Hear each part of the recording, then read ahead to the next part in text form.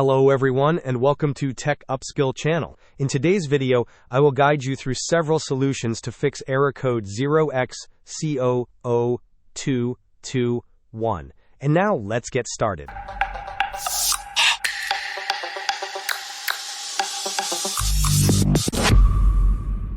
The first solution involves performing a system file check scan. Begin by searching for command prompt in your Windows search bar.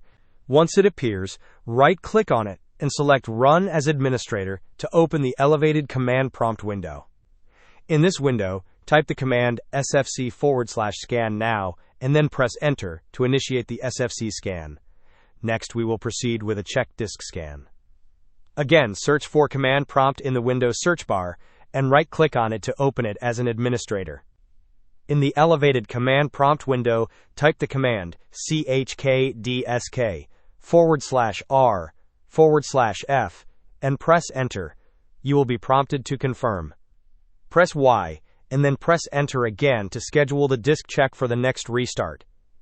Our third solution is to utilize the disk cleanup utility. Search for disk cleanup in the Windows search bar and open the application. Click on OK. In the disk cleanup window, ensure all the boxes are checked and then click on OK again. Finally, select Delete Files to clear temporary files. The last solution is to use the Windows Memory Diagnostic tool. Press the Windows key and the R key simultaneously to open the Run window.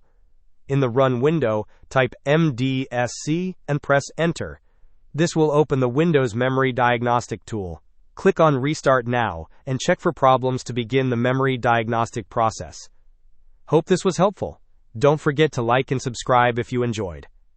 As always, thanks for watching, and I will see you in the next video.